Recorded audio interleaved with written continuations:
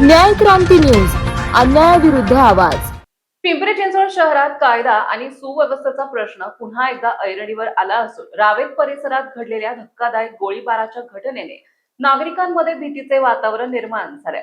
डांगे चौक ते रावेत ब्रिज रोडवरील प्रसिद्ध एजे फर्निचर मॉल समोर शुक्रवारी रात्री सुमारे 9:15 वाजण्याच्या सुमारास दुचाकीवरून आलेल्या 2 अज्ञात हल्लेखोरांनी अंधाधुंद गोळीबार केला आहे. आरोपींनी सलग 6 राऊंड फायरिंग केल्याने संपूर्ण परिसर हादरला. सुदैवाने या घटनेत कोणतीही जीवितहानी झाली नाही. मात्र ग्राहक, व्यापारी आणि स्थानिक नागरिकांमध्ये मोठी घबराट पसरली आहे. प्रत्यक्षदर्शींनी दिलेल्या माहितीनुसार मॉलमध्ये नेहमीप्रमाणे ग्राहकांची गर्दी होती. अचानक दुचाकीवरून आलेल्या 2 इसमांनी कोणतीही पूर्वसूचना न देता थेट मॉलच्या दिशेने पिस्तूल रोखत गोळीबार सुरू केला.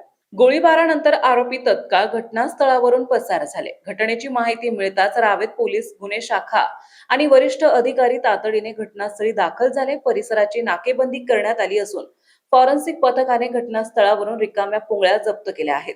पोलीस उपायुक्त गणेश इंगवले आणि रावेत पोलिसांनी परिसरातील सीसीटीव्ही फुटेज ताब्यात घेतले असून तपासाला वेग देण्यात आला आहे. प्राथमिक तपासात हा हल्ला केवळ दहशत निर्माण करण्यासाठी की खंडणीच्या उद्देशाने झाला याचा तपास सुरू आहे. शहरात व्यापाऱ्यांना धमक्या मिळत असल्याच्या पार्श्वभूमीवर हा प्रकार गंभीर मानला जात आहे. मोठ्या व्यावसायिकांना धमकावून पैसे उकळण्याचा प्रयत्न असू शकतो. बानेर, वाकड, रावेत परिसरात अलीकडे मोठ्या प्रमाणावर फर्निचर मॉल सुरू झाले असून स्पर्धेतून वाद निर्माण होण्याची शक्यता स्थानिक किंवा बाहेरील गुन्हेगारी टोळक्यांकडून दहशत निर्माण करून वर्चस्व प्रस्थापित करण्याचा प्रयत्न असू शकतो. काही स्थानिक पातळीवरील बाहेरील गुंतवणूकदारांचे पैसे गुंतले असल्याची चर्चा आहे.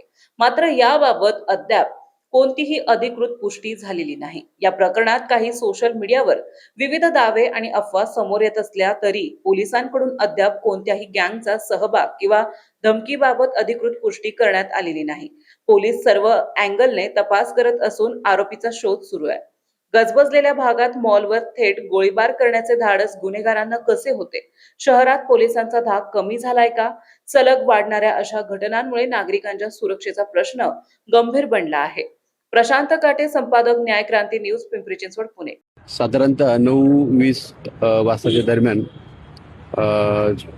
या ठिकाणी जे फर्निचर मॉल आहे या ठिकाणी 2 अज्ञात इसम जे 2 व्हीलरवरून आले होते आणि त्या 2 व्यक्तींनी त्या ठिकाणी एजी फर्निचर मॉलच्या नावाच्या दिशेने त्या ठिकाणी स्वतःकडे असलेल्या ज्या पिस्टलमधून काही